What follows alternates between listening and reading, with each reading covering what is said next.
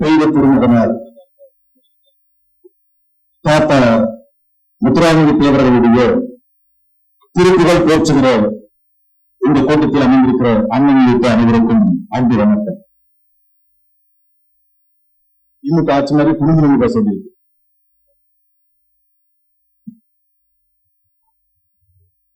உண்மையை பேசு, உரக்க பேசு, உறுதியாக பேசு, இறுதி வரை பேசு, நீயே உண்மையான வீரன் என்று அந்த சொல்லுக்கேற்ப இறுதி வரை வாழ்ந்த ஒரு பெருமகன் நம்முடைய தாத்தா முத்துராமலிங்க தேவர்.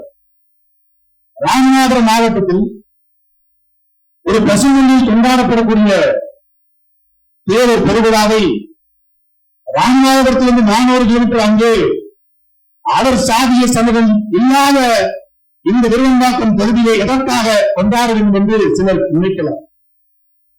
தமிழ்நாட்டிலிருந்து 3000 கிலோமீட்டர் அந்த பக்கம் இருந்து வேண்டுமெல்லாம் தமிழ்நாடு முழுக்க கூட்டங்கள் போடுற பொழுது, சிலைகள் வைக்கிற பொழுது, இந்த மண்ணின் மகன் இந்த மண்ணினுடைய விடுதலைக்காக சும்மா வெட்டிக்கு ஜெயிலுக்கு போகல, வருமான வரி எய்ப்புல சிறைக்கு போகல, ஊழல் செஞ்சுக்கு சிறைக்கு போகல, 4000 கோடி பேக்கேஜ்ல கொள்ளையடிச்சு ஜெயிலுக்கு போகல, வேலை வாங்கி தரதா ஏமாத்திக்கு ஜெயிலுக்கு போகல.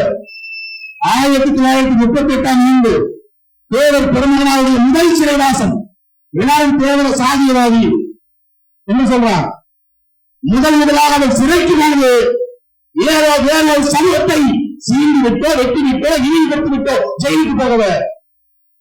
மதுரை மகாலட்சுமி நீர் தொழிலாளருடைய தொழிற்சங்கத்தை ஒருங்கிணைத்தார், தொழிலாளர்களை ஒருங்கிணைத்தார், தொழிலாளர்களை வெள்ளைக்காரன் எதிராக விரட்டினார் என்ற குற்றத்திற்காக வெள்ளைக்காரனால் சிறைக்கு போனார். அவர் சிறைக்கு போகும்போது அவர் ஒரு கம்யூனிஸ்ட் வெளியுறவையாதி 6 மாத சிறை போராடியது ஆப்பிரமத்தை வரவு சொன்னதோ அதனுடைய யாரோ கல்லறை கிடையாது. தென்னாவுடைய அத்தனை தொழிலாளர்களும் தலைவரை போராடினார் தேவர் பெருமானுக்காக.